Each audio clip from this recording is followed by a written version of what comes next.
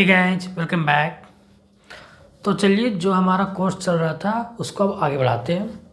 तो इससे पिछले वाली क्लास में मैंने आपको डायपोल के बारे में बताया था और डायपोल से इलेक्ट्रिक फील्ड कैसे निकालते हैं, कितना उसका मैग्नीट्यूड होता है, क्या डायरेक्शन होता है, सब चीज़ें मैंने बता दी हैं। अब हम लोग बढ़ेंगे उससे आगे और अब हमारा डिस्क्रीट सिस्टम ख़त्म हो गया है। डिस्क्रीट मतलब अलग अलग चार्ज के कारण इलेक्ट्रिक फील्ड जो बनता था वो डिस्क्रीट सिस्टम था।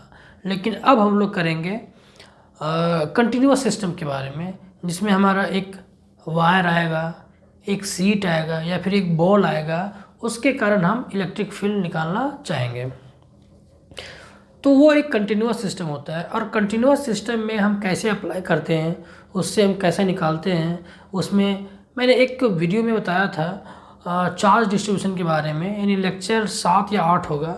उसमें मैंने ये बताया था कि linear charge density, surface charge density और वॉल्यूम चार्ज डेंसिटी क्या होता है। तो अब वो यहाँ पे यूज होगा, क्योंकि कंटिन्यूअस चार्ज डिस्ट्रीब्यूशन में वही सब सारी चीज़ें यूज होती है।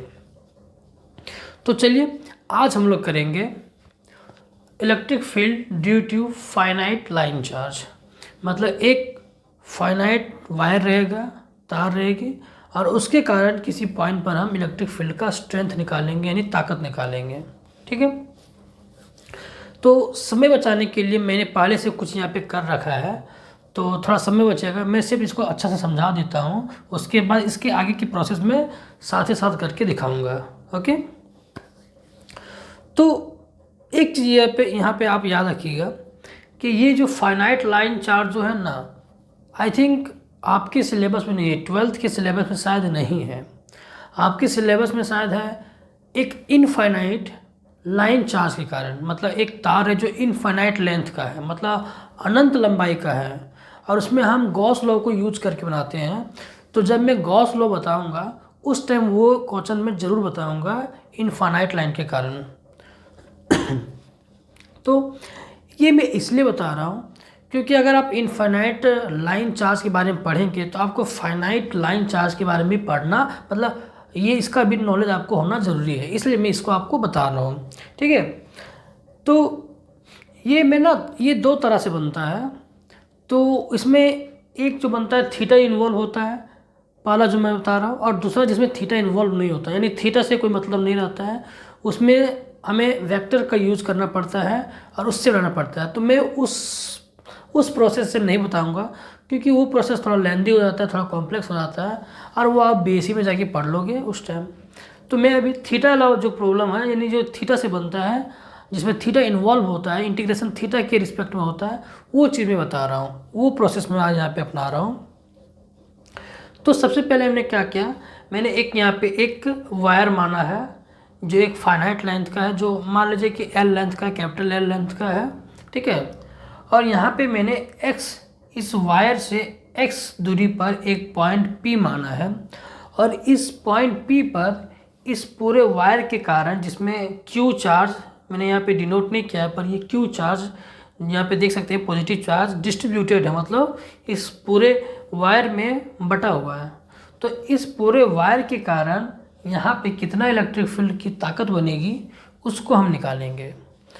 तो हमारे पास अब तक हम जितना पढ़े हैं, हमारे पास एक ही फॉर्मूला है, और वो क्या है, KQ/R², जो एक पॉइंट चार्ज के कारण होता है। इसका मतलब कि मुझे उसी फॉर्मूले को यूज करना होगा और उसी फॉर्मूले का सहारा लेके इसका डेरिवेशन करना होगा। तो तो हम लोग उसी पॉइंट चार्ज के कॉन्सेप्ट को यूज करके इसका डेरिवेशन करेंगे। तो सबसे पहले हम क्या करते हैं, एक पॉइंट चार्ज की तरह हम इस वायर का एक छोटा सा एलिमेंट मानते हैं। छोटा सा एलिमेंट का मतलब होता है छोटा सा एक हिस्सा है, इस तार का छोटा सा एक हिस्सा मानते हैं, इतना छोटा मानते हैं कि वो उसको हम एक पॉइंट की तरह ही कंसिडर करते हैं, उसको हम एक पॉइंट की तरह मानते हैं। ये यहाँ तो मैं इतना बड़ा दिखा दिया हूँ, पर ये इतना बड़ा होता नहीं है, बहुत छोटा होता है, और उसका हमने ये लेंथ मान लिया dl, ये dl उसका लेंथ है इस एलिमेंट का। अब पूरे वायर में q चार्ज डिस्ट्रीब्यूटेड है, तो इस छोटे से एलिमेंट में छोटा सा चार्ज आएगा और वो छोटा सा चार्ज हमने dq मान रखा है, ठीक है। ओके, तो ये dl लेंथ हो गया, dq चार्ज हो गया। अब x डिस्टेंस पे ये पॉइंट है, यहाँ से यहाँ पे मैंने माना है लाइन एलिमेंट। अब इस लाइन लेंथ एलिमेंट, छोटा सा एलिमेंट जो है, अब इस एलिमेंट के कारण ये एक पॉइंट चार्ज है, ये तो अपना फील्ड बनाएगा। इसमें चाहे जितना भी चार्ज हो, कुछ तो चार्ज होगा। अब उस चार्ज के कारण हम यहाँ पे इलेक्ट्रिक फील्ड निकालेंगे, इस पॉइंट पर निकालेंगे, तो ये एक पॉइंट चार्ज की तरह बिहेव करेगा, तो इसका इलेक्ट्रिक फील्ड यहाँ पे बनेगा। और वो इलेक्ट्रिक फील्ड क्या बनेगा, पॉइंट चार्ज के फॉर्मूले से E = k/dq/r², क्योंकि ये लाइन एलिमेंट छोटा सा एलिमेंट है, लेंथ है, ये dl है, तो इसमें जो चार्ज होगा वो dq होगा। इसीलिए kq, देखिए पॉइंट चार्ज के कारण जो फॉर्मूला होता है वो होता है kq/r², पर यहाँ पे मेरा चार्ज q नहीं है, dq है, इसीलिए यहाँ पे हो जाएगा dq/r²। ओके, वही मैंने यहाँ पे लिखा है E@p due to small element. इस पॉइंट P पर हम इलेक्ट्रिक फील्ड निकालेंगे इस स्मॉल एलिमेंट के कारण, तो ये हमारा ये फॉर्मूला आता है, ये मतलब ये चीज़ आती है, ठीक है। यहाँ तक क्लियर। अब मुझे क्या करना होगा, इसको इंटीग्रेशन करना होगा, मतलब सॉरी यहाँ पे मुझे एक चीज़ लिखना होगा। इसके कारण जो इलेक्ट्रिक फील्ड बनेगा, एक छोटा सा एलिमेंट है तो छोटा इलेक्ट्रिक फील्ड बनेगा, बहुत कम इलेक्ट्रिक फील्ड बनेगा, तो मुझे यहाँ पे ई ना लिख के डी लिखना होगा। तो इसको मैं डी लिखता हूँ, छोटा सा हमारा इलेक्ट्रिक फील्ड बनेगा, तो ये डी बराबर k/dq/r², ठीक है। अब देखिए इस फिगर को फिर से देखिए, ये x मैंने पहले बता दिया, इसको यहाँ से इस लाइन, इस स्मॉल एलिमेंट से और इस पॉइंट से O से इसका जो लेंथ है वो L हमने मान रखा है, ठीक है। इसी तरह अब ये L है, ये x है, तो ये पाइथागोरस थ्योरम के अनुसार ये क्या हो जाएगा, L² + r², और इसको हमने पूरा r मान रखा है, और यही r ये है, क्योंकि इसके बीच का दूरी r है, तो ये r है। तो सबसे पहले हम क्या करेंगे, इस r को ही निकालेंगे, इस r को ही निकालेंगे, क्योंकि मैंने पहले ही बताया कि इस प्रोसेस को मैं थीटा के मेथड से बना रहा हूँ, थीटा के मेथड से इंटीग्रेशन करूँगा, तो मुझे ये सारा चीज़ कन्वर्ट करके थीटा में लाना होगा।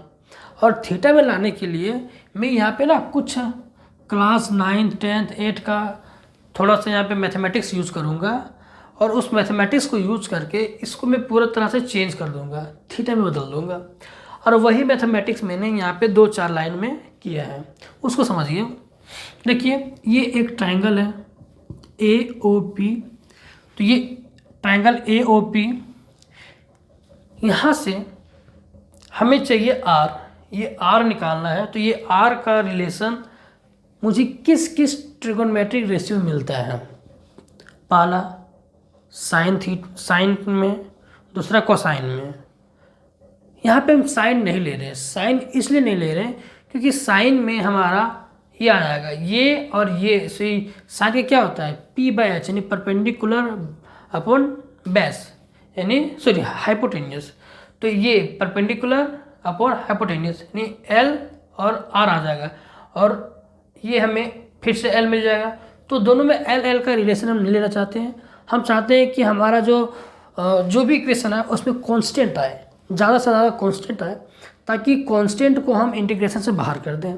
क्योंकि इंटीग्रेशन जब कांस्टेंट होता है इंटीग्रेशन के अंदर, तो वो बाहर हो जाता है और हमारा इंटीग्रेशन थोड़ा आसान हो जाता है। इसीलिए हम साइन का ना यूज करके कॉस करेंगे। हाँ, साइन का एक और ना यूज़ करने का कारण क्यों है, क्योंकि आगे जाके हम टेन का भी यूज़ करेंगे और टेन में L आ जाएगा, टेन में ये L यानी परपेंडिकुलर वाला आ जाएगा, इसीलिए हम टेन का यूज करेंगे, ना ही साइन का। तो यहाँ पे मैं क्या कर रहा हूँ, कोसाइन थीटा यानी कॉस थीटा का मैं ट्रिगोनोमेट्रिक रेशियो यूज़ कर रहा हूँ। कॉस थीटा बराबर क्या होता है, बेस अपॉन हाइपोटेन्यूस, यानी ये बेस अपॉन हाइपोटेन्यूस यानी x/r, तो ये हो जाएगा x/r। इसी तरह tan theta P by B यानी परपेंडिकुलर अपॉन बेस। तो परपेंडिकुलर यानी एल और बेस यानी एक्स, वही चीज़ मैंने यहाँ पे लिखा है। अब मैंने यहाँ पे क्या किया है, क्रॉस मल्टीप्लाई करके L is equal to X tan theta ये किया है, ठीक है। अब मैं इस इक्वेशन को क्या कर रहा हूँ, इस इक्वेशन को डिफ्रेंशिएशन कर रहा हूँ थीटा के रिस्पेक्ट में, थीटा के रिस्पेक्ट में इसको डिफ्रेंशिएट कर रहा हूँ। तो ये क्या हो जाएगा, D L bye D theta, और एक्स कांस्टेंट है। कैसे कांस्टेंट है, देखिए ये पॉइंट मैं यहाँ लूँ, यहाँ लूँ, यहाँ लूँ, यहाँ लूँ, यहाँ, इस लाइन में जहाँ भी लूँगा एक्स, ये जो है डिस्टेंस चेंज होने नहीं है। यहाँ भी तो नहीं होगा, यहाँ भी तो नहीं होगा, यहाँ भी तो नहीं होगा, यहाँ भी तो नहीं होगा। तो ये कांस्टेंट है, ये बदल नहीं रहा है। तो ये एक्स का डिफ्रेंशिएशन तो होगा नहीं क्योंकि कांस्टेंट है, तो ये बाहर आएगा यानी ये होगा। और टेन स्क्वायर थीटा, क्योंकि थीटा के रिस्पेक्ट में डिफ्रेंशिएशन कर रहे हैं, तो ये टेन थीटा है, तो टेन थीटा का डिफ्रेंशिएशन होता है सेक स्क्वायर थीटा, तो ये हो गया सेक स्क्वायर थीटा। उसके बाद यहाँ से क्रॉस मल्टीप्लाई करने के बाद D L is equal to X sec square theta D theta. यहाँ तक मैंने करके इसको छोड़ा था। अब मैं इससे आगे बढ़ता हूँ और अब मैं क्या करूँगा, इस फॉर्मूले को अगेन यहाँ लिखूँगा और इसको आगे बढ़ाऊँगा, ठीक है। अब यहाँ पे डी क्यू बराबर, देखिए जब मैं चार्ज डिस्ट्रीब्यूशन बता रहा था उस टाइम लाइन चार्ज डेंसिटी आई थी, वो क्या थी, lambda is equal to Q by L, यानी चार्ज पर यूनिट लेंथ, यानी यूनिट लेंथ में कितना चार्ज है उसको मैंने बोला था लीनियर चार्ज डेंसिटी, वही चीज़ है। और अगर यहाँ पे मैं इसके लिए यूज़ कर रहा हूँ तो ये क्या हो जाएगा, ये हो जाएगा डी क्यू और इसका लेंथ डी एल। क्योंकि मैं पूरे का बात नहीं कर रहा हूँ, सिर्फ इस स्मॉल एलिमेंट का बात कर रहा हूँ, तो वो चीज़ मैंने यहाँ पे लिखा है, ठीक है। अब डी क्यू चाहिए मुझे, डी क्यू, तो डी क्यू इक्वल टू क्या हो जाएगा, क्रॉस मल्टीप्लाई हो जाएगा, तो डी क्यू इक्वल टू ये हो जाएगा लेमड़ा इंटू डी एल, यानी डी क्यू बराबर लेमड़ा इंटू डी एल, ठीक है। अब इस डी क्यू का वैल्यू मैं यहाँ पे रखूँगा, तो ये क्या हो जाएगा, D E is equal to K, और डी क्यू का वैल्यू क्या है, लेमड़ा डी एल, तो लेमड़ा डी एल बाय, और यहाँ पे देखिए नीचे आर स्क्वायर है यानी आर चाहिए, तो आर का वैल्यू क्या है, ये है। तो यहाँ पे मैं ना, देखिए एक चीज़ मैं यहाँ पे ये आर का वैल्यू मैं अभी ये नहीं बैठा रहा हूँ, ये मैं किस लिए क्या हूँ ये मैं बाद में बताऊँगा, ये मैं किस लिए यहाँ पे लिखा हूँ। फिलहाल मैं आर का वैल्यू ना यहाँ से निकाल के लिखता हूँ, आर इज इक्वल टू, देखिए यहाँ पे इस चीज़ को मैं यहाँ पे थोड़ा समझाता हूँ, कॉस थीटा बराबर एक्स बाय आर मैंने लिखा है, मुझे ये आर चाहिए, तो ये क्या होगा, यहाँ पे आएगा, यहाँ पे ये आर यहाँ पे आएगा और ये कॉस नीचे जाएगा, तो एक्स बाय कॉस थीटा। पर मैं ना यहाँ पे कॉस थीटा मैं नहीं रखना चाहता हूँ, क्योंकि आगे जाके मुझे यहाँ पे कटवाना है, तो इसको मैं ना कुछ दूसरी चीज़ में चेंज करूँगा। क्योंकि यहाँ पे देखिए यहाँ पे सेक स्क्वायर थीटा आ गया है, तो इसको भी मैं कोशिश करूँगा सेक में बदलने का। तो यहाँ पे 1/cos को क्या लिख सकता हूँ, सेक थीटा होता है फॉर्मूला, तो ये क्या हो जाएगा, ये हो जाएगा एक्स सेक थीटा, ठीक है। ये कैसे आया पता है, क्लास 10th की चीज़ें हैं, ठीक है। अब आर इज इक्वल टू मैं यहाँ पे लिखूँगा इसके जगह एक्स सेक थीटा, तो ये हो जाएगा X square sec square theta. अब ये कांस्टेंट डी एल मैंने निकाल के रखा है, इसीलिए मैंने इतना तामझाम यहाँ पे किया था इस डी एल को निकालने के लिए, ताकि ये सारा इक्वेशन थीटा में बदल जाए। तो इस डी एल का वैल्यू मैं यहाँ पे पुट करूँगा, क्या हो जाएगा, के लेमड़ा डी एल का X sec square theta D theta, और नीचे है X square sec square theta. Okay, अब यहाँ से देखिए क्या क्या कैंसिल हो रहा है। एक एक्स से एक एक्स कैंसिल हो रहा है यहाँ पे। हाँ, सेक स्क्वायर थीटा से सेक स्क्वायर थीटा कैंसिल हो रहा है। देखिए कितना आसान हो गया, इसीलिए मैंने ऐसे किया था कैंसिल करने के लिए। तो फाइनल हमारा जो डी है, यानी छोटा सा एलिमेंट, इस छोटे से एलिमेंट के कारण जो इलेक्ट्रिक फील्ड आ रहा है यहाँ पे, वो कितना आ रहा है, डी। और ये कितना आ रहा है, के लैम्बडा। और यहाँ पे क्या आया, नीचे है एक्स और क्या बचा, डी थीटा। कुछ गलती हुआ क्या कहीं पे, सेक स्क्वायर थीटा नहीं, ठीक है, कोई मिस्टेक नहीं हुआ, सही है। ओके, यहाँ तक क्लियर है। यानी छोटा सा एलिमेंट जो था हमारा, छोटा सा एलिमेंट के कारण जो इलेक्ट्रिक फील्ड बना था वो निकाल लिया हमने। अब इसका हम लोग इंटीग्रेशन करेंगे। इंटीग्रेशन करेंगे तब हमारा क्या निकलेगा, पूरे वायर के कारण निकलेगा। उससे पहले मैं थोड़ा इस छोटी सी एलिमेंट के जो इलेक्ट्रिक फील्ड बन रहा है, इस यहाँ पे इलेक्ट्रिक फील्ड बन रहा है, इस छोटे से एलिमेंट के कारण ये जो बन रहा है, इसका डायरेक्शन को मैं बताना चाहता हूँ। क्योंकि इलेक्ट्रिक फील्ड एक वेक्टर क्वांटिटी होती है, तो उसमें डायरेक्शन भी होती है। तो वो डायरेक्शन देखिए, तो ये एक पॉइंट चार्ज है, एक पॉइंट चार्ज की तरह है। तो पॉइंट चार्ज की तरह हर डायरेक्शन में क्या होता है, रेडियली डायरेक्शन होता है, रेडियली आउटवर्ड। तो इसी तरह यहाँ पे ये इस तरह, ये डिस्टेंस है तो ये रेडियली इस तरह से इसका डायरेक्शन होगा, यानी ये डी का डायरेक्शन है ये। अब इससे कैलकुलेशन करना थोड़ा मुझे कठिन लगेगा, तो मैं क्या करता हूँ, इसको ना कंपोनेंट्स में तोड़ देता हूँ। क्योंकि किसी भी वेक्टर को अगर मैं कंपोनेंट में तोड़ देता हूँ ना, तो कंपोनेंट में सॉल्व करना इजी हो जाता है। इसीलिए मैंने क्या किया, इस डी को कंपोनेंट में तोड़ दिया। ये थीटा बन रहा था, ये मतलब ये थीटा मैंने माना था ये, तो ये थीटा है तो ये भी थीटा हो जाएगा। क्योंकि मैं पता है क्लास 10 में अगर ऐसा दो लाइन क्रॉस करती है दूसरे को, ये थीटा होता है तो ये भी थीटा होता है, ठीक है। तो इसी तरह यहाँ पे एक लाइन ऐसे आ रही है, एक लाइन ऐसे, यानी एक दूसरे को क्रॉस कर रही, तो ये थीटा तो ये थीटा। और हमें पता है कि जिसके साथ थीटा एंगल बनता है वो कंपोनेंट कॉस का बनता है।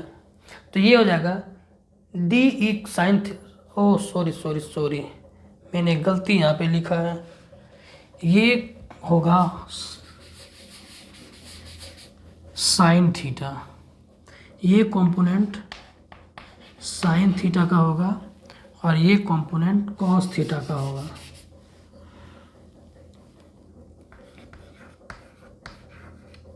ओके, अब देखिए, तो इसको मैंने जब तोड़ दिया तो अब इसका कोई काम नहीं है, आप चाहे तो मिटा दें, मैं यहाँ पे रहने दे रहा हूँ, कोई दिक्कत नहीं है। इसको आप, इसका कोई काम नहीं। अब जो भी हम करेंगे इसके साथ करेंगे और इसके साथ करेंगे। और ये एक्स एक्सिस इसको मैं मान रहा, इसको वाई एक्सिस मानना क्या है, कार्टेशियन कोऑर्डिनेट में इसी तरह होता है, एक वर्टिकल लाइन होता है वाई एक्सिस, हॉरिजॉन्टल लाइन होता है एक्स एक्सिस। इसीलिए मैंने यहाँ पे ना इस स्मॉल एलिमेंट के कारण जो इलेक्ट्रिक फील्ड बना डी, उसको दो कंपोनेंट में तोड़ा। तो एक मैंने एक्स के लिए की तरफ ले लिया इसको मैं, इसलिए मैंने इसको नाम दिया है डी ई एक्स, और इसको मैंने वाई एक्सिस की ओर लिया है, इसलिए मैंने इसका नाम दिया है डी ई वाई।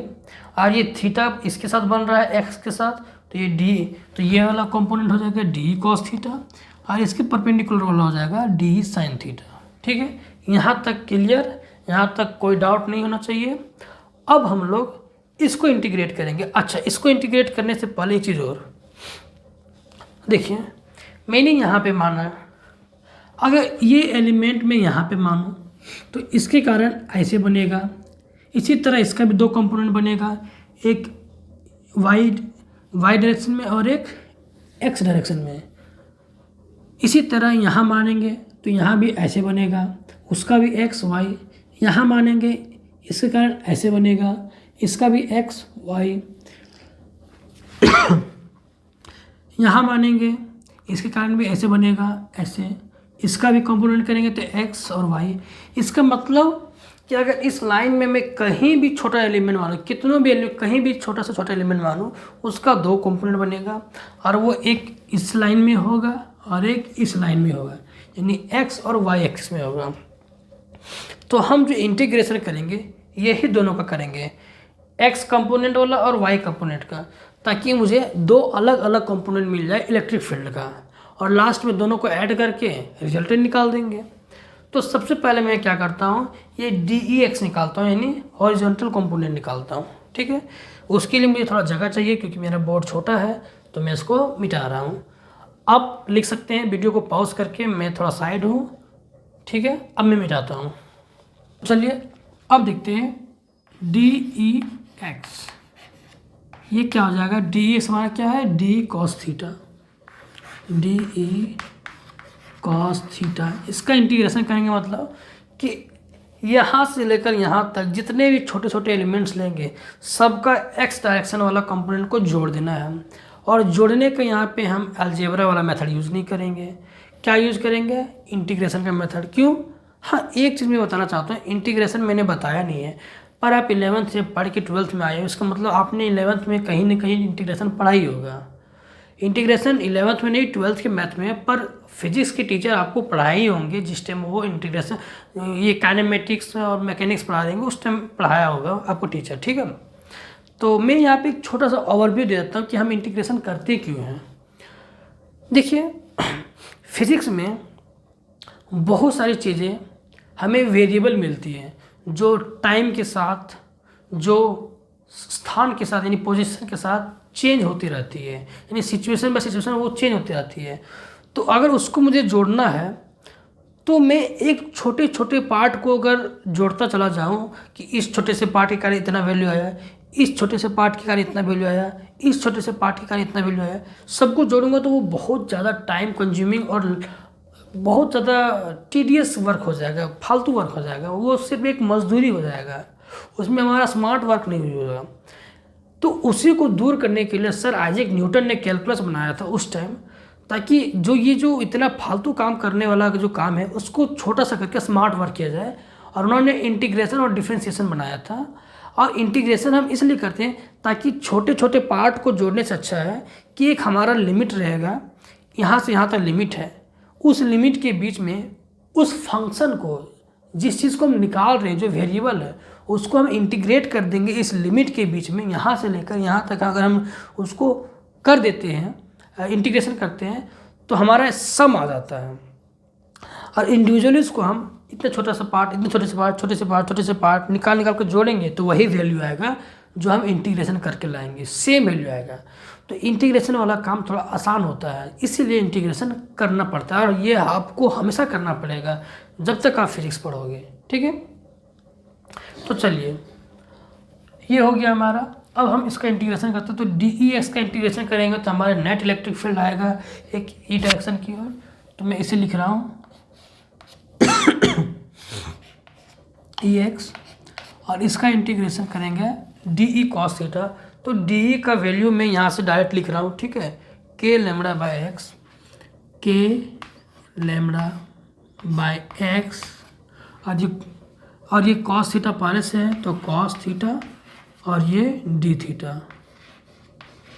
अच्छा, अब यहाँ पे लिमिट मुझे बैठाना कि ये तो कांस्टेंट है, ये कांस्टेंट है, ये कांस्टेंट है, इसको पहले मैं बाहर कर देता हूँ। देखिए इतना जो तामझाम मैंने किया था ना, ये कांस्टेंट्स लाने के लिए, ताकि हमारे इंटीग्रेशन में ज़्यादा से ज़्यादा कांस्टेंट आ सके। तो के लैम्बडा बाय एक्स कांस्टेंट था, ये हो गया बाहर। यहाँ पे मेरा इंटीग्रेशन आएगा ऐसे, कॉस थीटा डी थीटा। ठीक है, अब लिमिट कहाँ से लगाएं, तो हमें थीटा के रिस्पेक्ट में कर रहे हैं तो थीटा का लिमिट होना चाहिए। तो मैं क्या करता हूँ, ये दोनों एंड का ना, ये वायर का दोनों एंड को ना इस पॉइंट से मिलाता हूँ। ठीक है, ये खांसी ज़्यादा हो रहा है।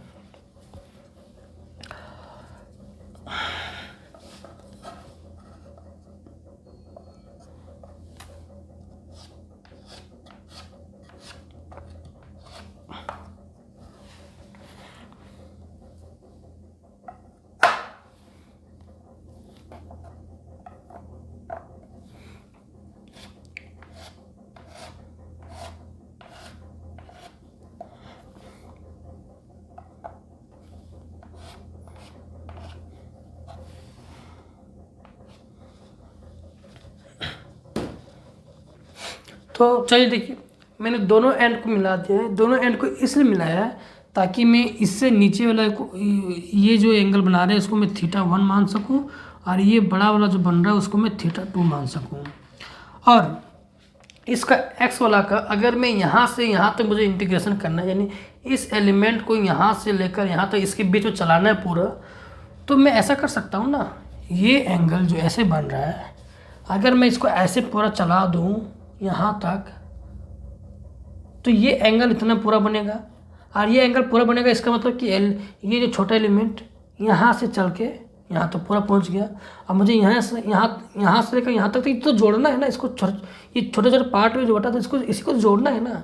तो लिमिट में क्या लूँगा, θ1 से θ2, यानी यहाँ से लेकर यहाँ तक, θ1 से लेकर θ2। और ये देखिए ये नीचे पे आ रहा है, यानी अगर इसको मैं ओरिजिन मान लूँ, ये x और ये y ये ओरिजिन है, तो नीचे वाला तो माइनस में होता है, तो मैं θ1 को ना माइनस मानूंगा, यानी माइनस θ1, और ये ऊपर वाला θ2 जो प्लस में आ जाएगा θ2।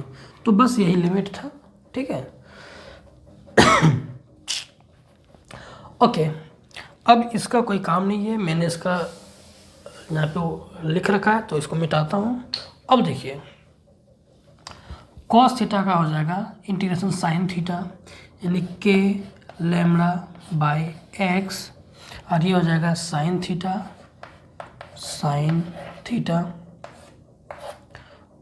Limit -θ1 to θ2। मुझे पानी पीना होगा,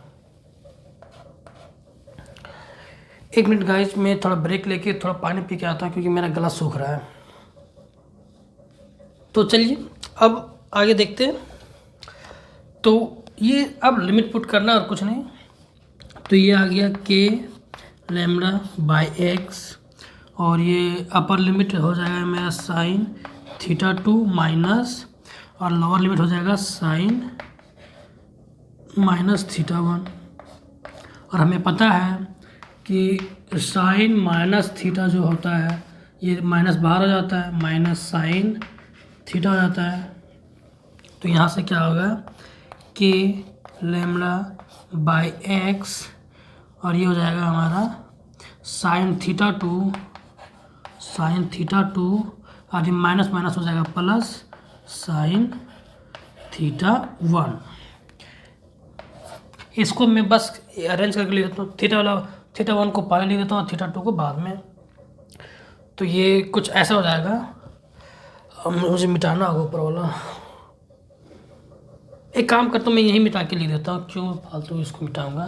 तो इसको मैं पहले लिख देता हूँ, इसको बाद में। तो यहाँ पे मैं कर देता हूँ θ1 और यहाँ पे कर देता हूँ θ2, बस और कुछ नहीं। तो ये जगह साइन θ1 और ये जगह साइन θ2। ये जो आया मेरा x कंपोनेंट आया,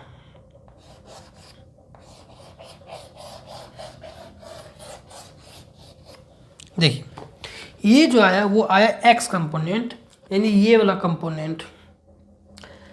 पूरे लाइन के कारण जो x कंपोनेंट में जितना भी आ रहा था सबको जोड़ने के बाद नेट x कंपोनेंट वाला इलेक्ट्रिक फील्ड आया। अब हम लोग y डायरेक्शन वाला कंपोनेंट यानी y कंपोनेंट वाला अब हम लोग इलेक्ट्रिक फील्ड निकालेंगे सबको जोड़ के, क्योंकि अभी सिर्फ x वाला आया है। तो y वाला इसी तरह करेंगे। तो ये आप इसको नोट कीजिए, मैं अब y वाला करके दिखाता हूँ। तो आई होप कि आपने कर लिया होगा नोट। तो मैं एक काम करता हूँ, इसी में चेंजेस करूँगा, मिटाने की ज़रूरत नहीं, मैं इसमें चेंजेस करूँगा। सिर्फ देखिए यहाँ पे मैं करूँगा y, समय बचेगा लिखने से, y d cos थीटा। यहाँ पे सिर्फ ये x कंपोनेंट था इसलिए cos थीटा था, ये y कंपोनेंट इसलिए साइन थीटा होगा। तो मैं यहाँ पे सिर्फ इसको करूँगा साइन थीटा और कुछ नहीं, साइन थीटा। इसी तरह यहाँ पे आएगा y, सेम प्रोसेस है, कुछ नहीं करना, सेम प्रोसेस है। जहाँ पे सिर्फ x है वहाँ पे y करना है, जहाँ पे cos है वहाँ पे साइन करना है। क्योंकि d है तो d का वही मान होगा जो हमने पहले निकाल के रखा था। तो साइन थीटा, ओके, यहाँ पे भी हो जाएगा sine theta, sine theta.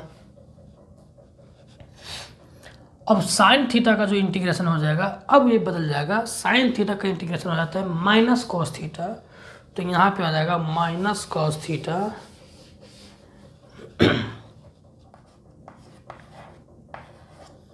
Minus cos theta. अब यहाँ पे जो है, यहाँ भी चेंजेस होगी, माइनस थीटा, यानी माइनस अगर बाहर करते हैं तो ये यहाँ पे माइनस आएगा, cos theta one, cos theta one minus theta one, cos minus theta one होगा। और हमें पता है कि कॉस माइनस थीटा जो होता है वो होता है कॉस थीटा, यानी ये यहाँ पे एब्जॉर्ब हो जाता है, यानी ये प्लस हो जाता है यहाँ पे, यानी सिंपली कॉस थीटा होता है। तो यहाँ पे जब कॉस माइनस थीटा वन आएगा तो ये हो जाएगा प्लस में, तो कॉस थीटा वन हो जाएगा, और ये माइनस है, माइनस, और ये कॉस यहाँ पे भी होगा,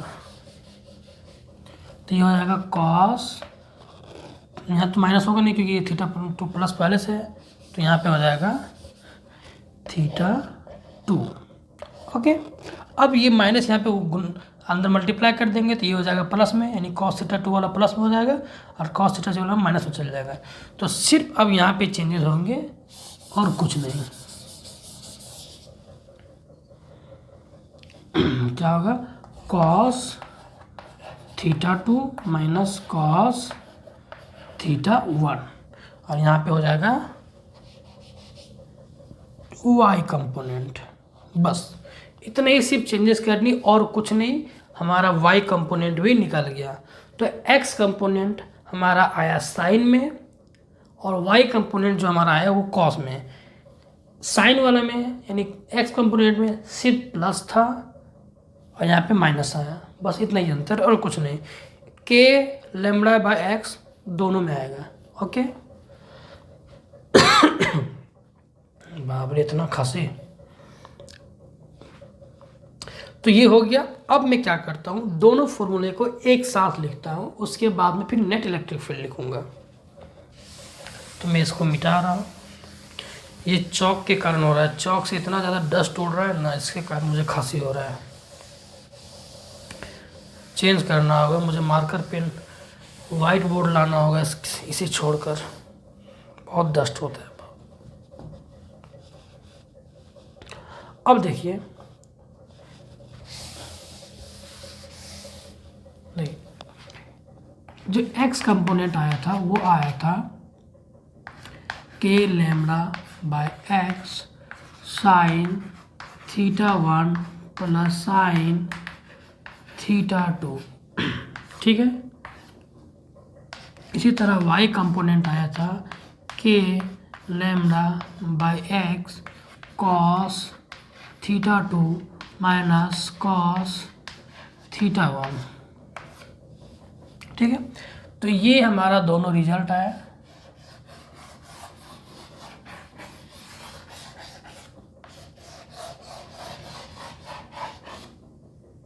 ठीक है, याद करना बड़ा इजी है। के लेमड़ा बाय एक्स, के लेमड़ा बाय एक्स दोनों में है, सिर्फ इसमें sign theta one plus sine theta to है, इसमें कॉस थीटा टू पहले आएगा, उसके बाद माइनस में कॉस थीटा वन आएगा, ठीक है। अब ये आया हमारा एक्स कंपोनेंट का इलेक्ट्रिक फील्ड पूरे वायर के कारण, ये आया हमारा वाई कंपोनेंट ये वाला पूरे वायर के कारण। अब हमें निकालना है पूरे वायर के कारण नेट इलेक्ट्रिक फील्ड कितना है, यानी टोटल इलेक्ट्रिक फील्ड कितना है। तो ई नेट कितना आया, वापस अब जाइए वेक्टर के रूल में। एक वेक्टर ऐसा है, दूसरा वेक्टर ऐसा है, रिजल्टेंट क्या होता है, मैग्नीट्यूड का पहले बात करते हैं। क्या होता है, root under E X component का square plus E Y component का स्क्वायर। बताने का ज़रूरत नहीं है, मैंने पहले बता रखा है ये चीज़, तो आपको पता होगा कि मैंने कैसे लिखा है, ठीक है। तो ये हमारा हुआ नेट इलेक्ट्रिक फील्ड। अब आपका काम है एक्स कंपोनेंट को, इसको यहाँ पे रखिए, उसको स्क्वायर कीजिए, ई वाई कंपोनेंट ये वाला चीज़ यहाँ पे रखिए, उसको उसका स्क्वायर कीजिए और इसको सॉल्व कीजिए। आपको ई नेट यानी टोटल इलेक्ट्रिक फील्ड का मैग्नीट्यूड यानी ताकत कितना है, इस तार के कारण जो इलेक्ट्रिक फील्ड आ रहा है टोटल इलेक्ट्रिक फील्ड, उसका ताकत मिल जाएगा आपको। सॉल्व करके ले आइएगा, ठीक है। अब हम लोग इसका डायरेक्शन का बात करते हैं कि इलेक्ट्रिक फील्ड जो आ रहा है इसका डायरेक्शन किधर है।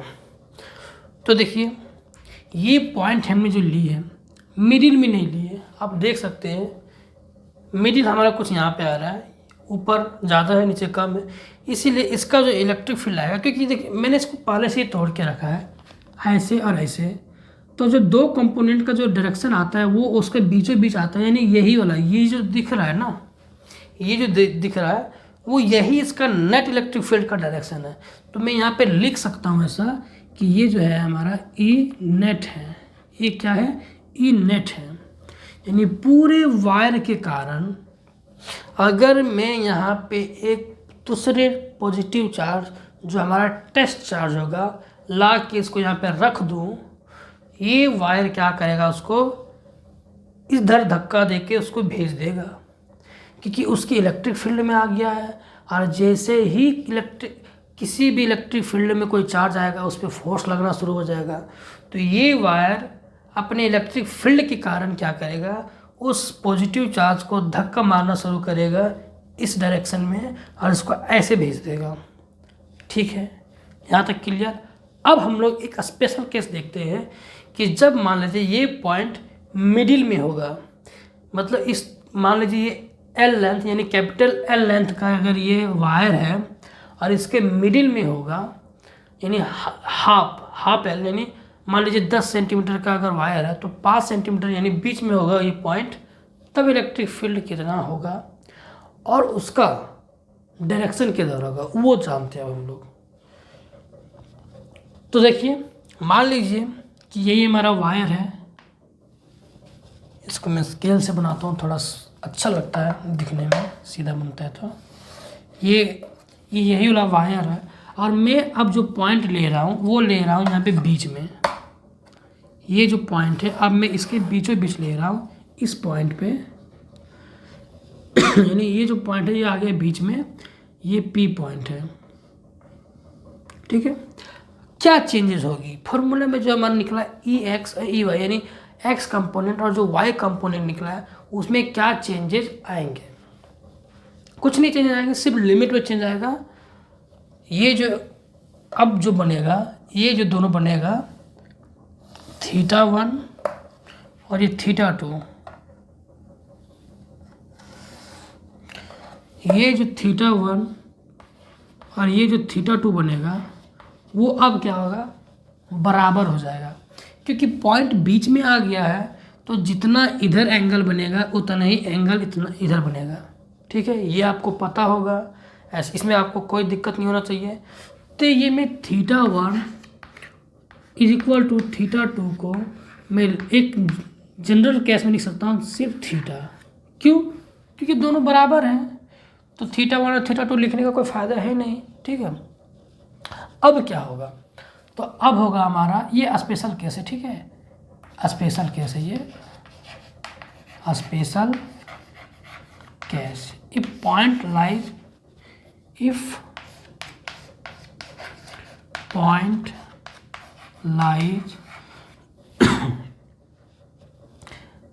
इन मिडिल यानी बीच में है, तो ये केस होगा θ1 θ2 θ। ठीक है, तो हमारा जो एक्स कंपोनेंट बनेगा,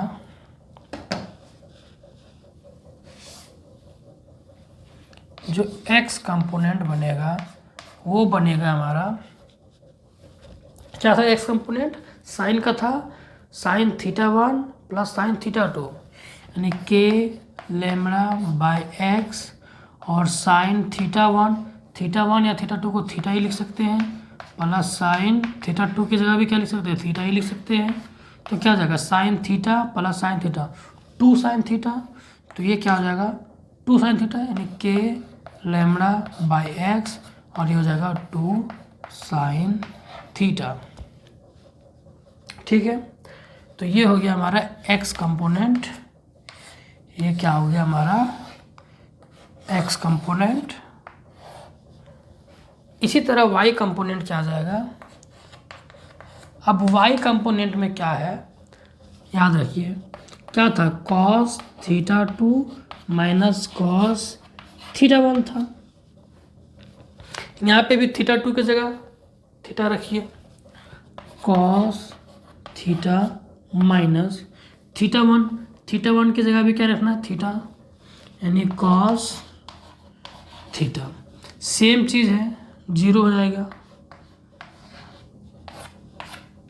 0। अब जब ये 0 हो गया, इसका मतलब ई वाई कंपोनेंट क्या होगा, खत्म, यानी ई वाई कंपोनेंट 0। इसका मतलब ये है कि अगर ये पॉइंट बीच में ले लें तो सिर्फ और सिर्फ जो हमारा कंपोनेंट आएगा वो सिर्फ एक्स कंपोनेंट आएगा, वाई कंपोनेंट, यानी इधर कोई कंपोनेंट नहीं, मतलब किसी तरह का कंपोनेंट नहीं आएगा, सिर्फ और सिर्फ जो आएगा वो हमारा एक्स कंपोनेंट आएगा।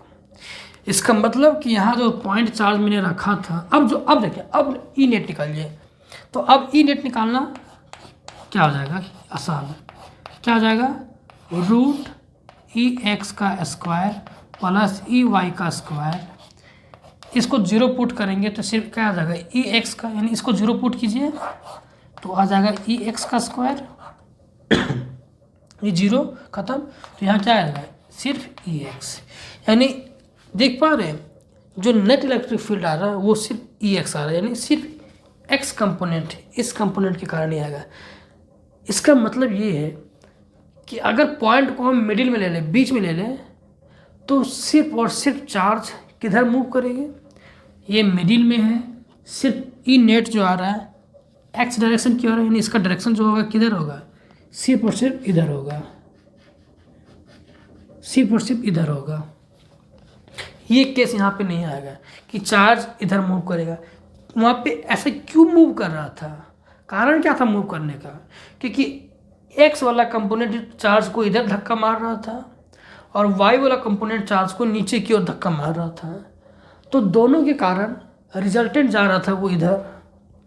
मैंने ये चीज़ समझा दिया पहले ही, पत्थर वाला एग्जाम्पल देखें कि कैसे बीच में जाता है सो, तो यहाँ पे तो जा रहा था बीच में, पर यहाँ पे मिडिल में क्या हो रहा है कि हमारा चार्ज में सिर्फ एक ही फोर्स लग रहा है, सिर्फ एक्स कंपोनेंट की तरफ, वाई कंपोनेंट वाला तो 0 हो गया है, यानी ये कंपोनेंट इस डायरेक्शन में कोई फोर्स लगने वाला नहीं है।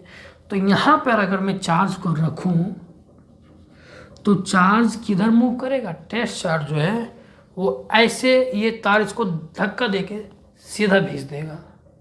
बस ये अंतर होता है स्पेशल केस, ये स्पेशल केस था सिर्फ इसमें कि अगर पॉइंट को मिडिल में ले लूँ तब क्या रिजल्ट आएगा।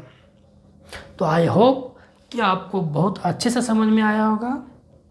अब हम लोग इसका एक दूसरा केस देखते हैं, मतलब केस नहीं है, दूसरे टाइप का, कि अब हम वायर को क्या करेंगे, वायर को एक सीधा लाइन में लेंगे और उसके एक्सिस में, यानी उसी के लाइन में हम पॉइंट चार्ज को रखेंगे, तब देखेंगे कितना छोटा सा है, तुरंत बन जाएगा, बस हो जाएगा।